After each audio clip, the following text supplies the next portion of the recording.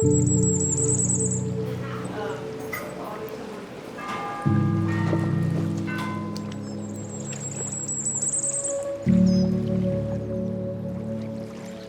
you were floating down the St. Lawrence River in 1905, this is probably the last thing you'd expect to see.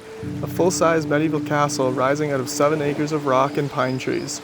Somehow, this isn't even the strangest part of the story. At first glance, Singer Castle almost looks out of place. European towers, granite walls, secret passageways. It feels like something that should be sitting on a Scottish hillside, not in the middle of the Thousand Islands. But that's exactly what makes Dark Island unforgettable. Today the island belongs to New York State, sitting only a few hundred feet from the Canadian border. Thousands of people boat past it every summer, but very few know why it's actually here.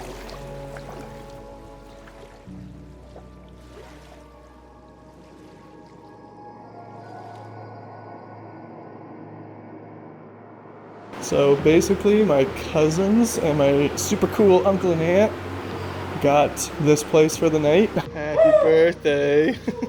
And I just popped over to come say hi to see my cousin who I haven't seen in a long time. Everybody's got to come and check this place out at some point. So you can rent this castle overnight. Only 6 people can sleep over, but I believe you can have guests come over. This is an American island, so don't make that mistake. If you dock, you need to use the row map, CPB row map, or check in somewhere else in the US and then come over here.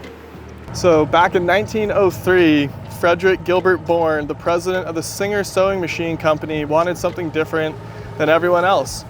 While George Bolt, just down the way, was building the grandest castle on the river, Bourne quietly built something much more personal, a hunting lodge. Although calling this place a hunting lodge is a bit like calling a Ferrari just a car. The finished castle had 28 rooms, massive granite towers, handcrafted woodwork, and hidden passageways. You can see this in the aquarium too, but here in the library, this is the secret servants' quarter, but basically this thing shuts, and if you take a quarter from up here and touch, where is it?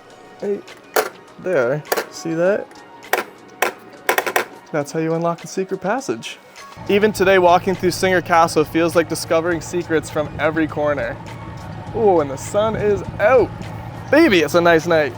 One of my personal favorite things about this island too is literally right here is where the ships go by. So if you rent this out for the night, you got dock space up here, you got some really cool places up there that you can look out, see the ships going by. Just beautiful.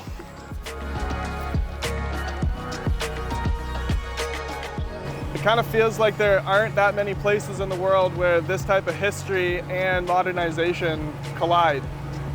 Unlike nearby Bolt Castle, Singer Castle was never abandoned halfway through construction. It remained a family home for decades before eventually opening to the public in 2003. This means when you walk inside today, you're seeing something surprisingly rare. Not a reconstruction and not a replica, but one of the few surviving Gilding Age castles that still feels remarkably authentic. Yes, there are bigger castles, there are more famous castles, but there's something about Dark Horse Island that keeps drawing people back. Maybe it's the mystery, maybe it's the history, maybe it's the secret rooms, or maybe it's because sitting quietly in the middle of the St. Lawrence River, it feels like a place time simply forgot.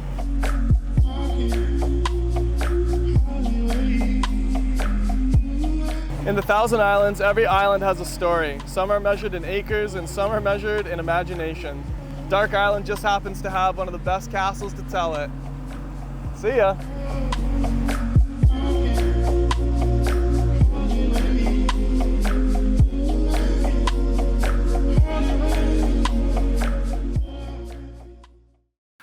Yeah, you make me feel expensive, like shopping sprees without limits. No price tag, we just living rich. Yeah, you make me feel expensive. That makes sense. Yes, it does. Not a lot of OSHA stuff going on. Looking at the sun, we deep in the dimension, authentic.